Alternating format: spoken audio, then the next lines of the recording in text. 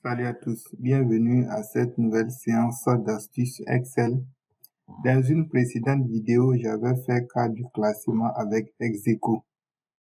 Donc, cette vidéo est une vidéo complémentaire à la première, car dans la première vidéo, nous avons dit que pour faire le classement avec Execo, il a fallu d'abord que nous fassions un tri de tous les élèves en fonction de leur moyenne. Et ça aurait été ça, le classement ne pourrait pas être possible. Donc, cette vidéo vient compléter cette première vidéo dans laquelle dans cette vidéo, nous allons en tout cas vous expliquer d'autres astuces qui vont vous permettre de faire le classement maintenant sans au préalable trier les élèves par ordre de mérite. Voilà. Donc ici, nous avons des noms des élèves. Ensuite, nous avons également des moyennes. Puis, on va effectuer le classement ici. Donc, la première des choses qu'on va faire, je vais dépiécer la formule pas à pas pour que vous compreniez. Donc, on va faire d'abord le rang. Donc, on va faire rang. La fonction rang de cette cellule par rapport à toute la plage de cellules que je viens de sélectionner, puis je vais figer la plage de cellules. Donc, je tape sur Entrée et ici j'ai 1 qui veut dire premier et là également j'ai 1. Donc, j'ai des un peu partout. Ensuite, là, on va greffer la fonction. Bon, on va dire deux fonctions. On va greffer la fonction concaténée, la fonction si pour que nous ayons premier, sixième, troisième. Donc, en ajoutant les suffixes premier et ième. Ok, pour ça, d'abord, je vais venir copier cette fonction déjà existante que je vais garder, voilà, en copie. Puis, je fais si ici. Toute cette fonction. Donc, si la valeur que la fonction renvoie est égale à 1, alors qu'on me fasse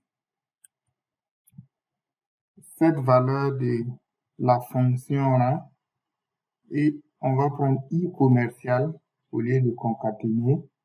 Voilà. ER pour dire que c'est le premier, tout simplement. Donc, je vais mettre tout ça dessus. Donc, ER. Sinon, alors, c'est un rang parmi tant d'autres, à savoir, on va mettre encore cette fonction-là et on va le greffer avec IM, le suffixe IM pour dire que ça sera le deuxième, troisième, etc. Je ferme maintenant ma parenthèse pour la fonction ci et je tape sur Entrée. Et vous voyez que ici, effectivement, on nous a mis premier, puis ensuite, on a sixième, troisième, cinquième, huitième, troisième, sixième, huitième et premier encore en bas. Ok. Maintenant,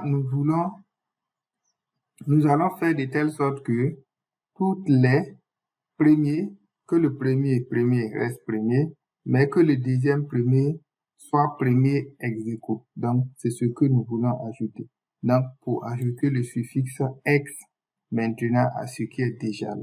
Donc, au préalable, il fallait d'abord trier ici par ordre de mérite, puis ensuite, maintenant, nous allons greffer la fonction, je ne dirais pas la fonction, nous allons utiliser la fonction si encore pour gérer la question du ex aequo.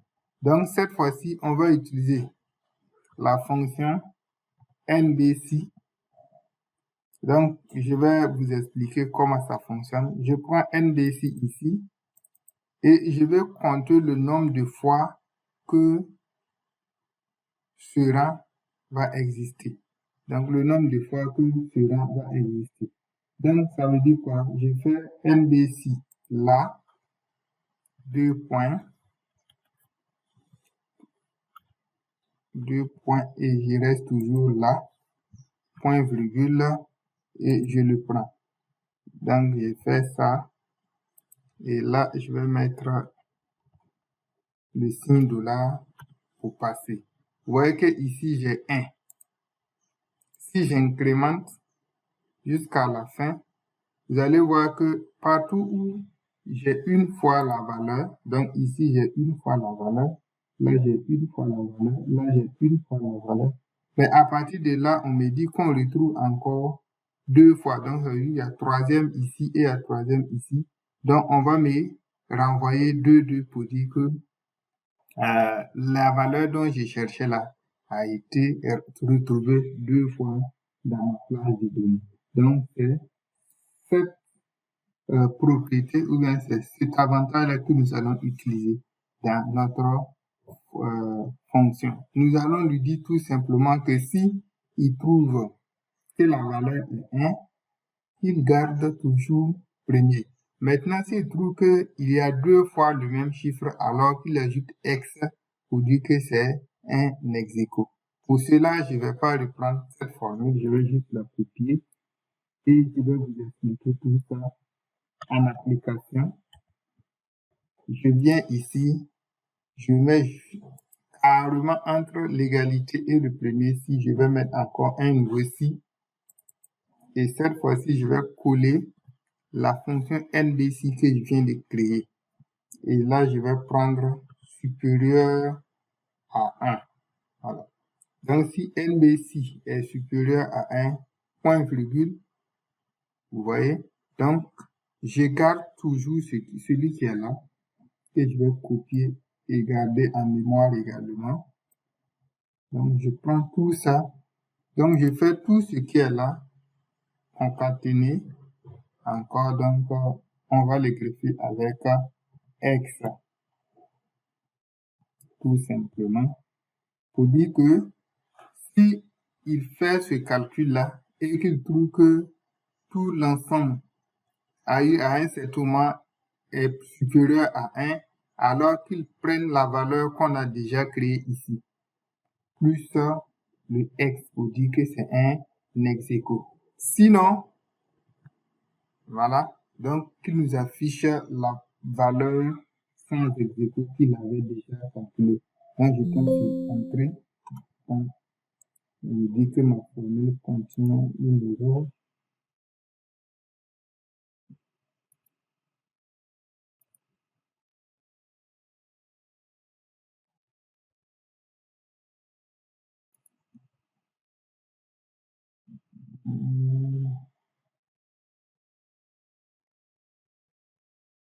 Donc, je vais reprendre tout ça.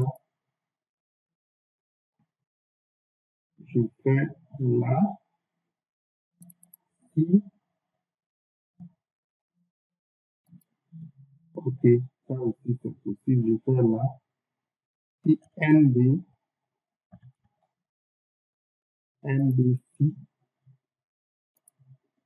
celui-ci, 2 points, oui, encore, égal là,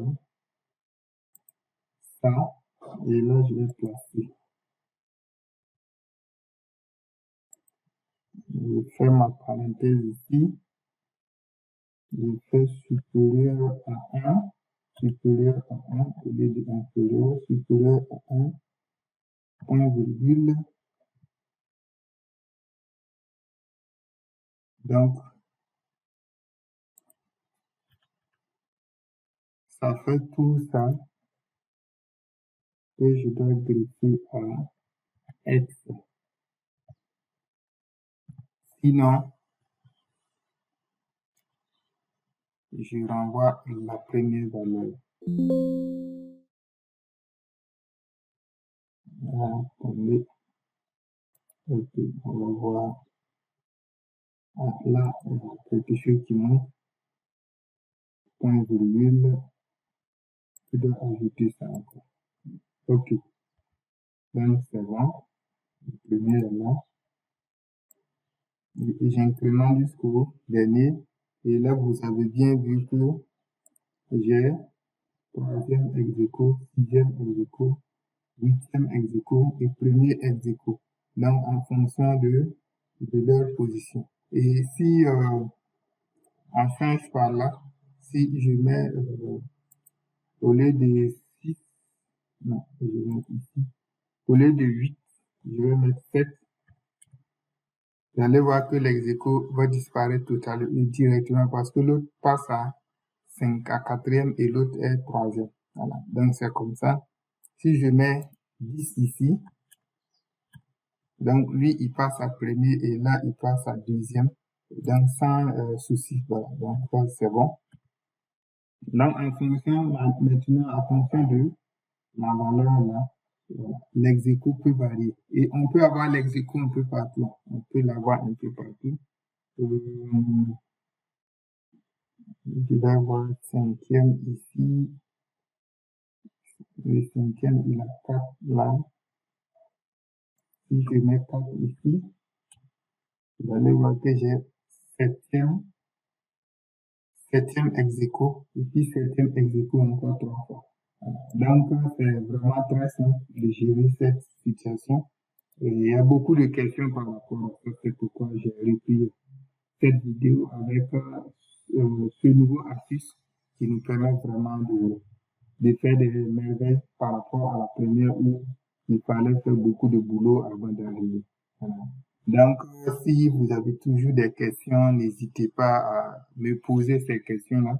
Et n'oubliez pas de partager et de cliquer sur la cloche de notification en vous abonnant d'abord à la chaîne YouTube pour ne pas manquer des prochaines formations.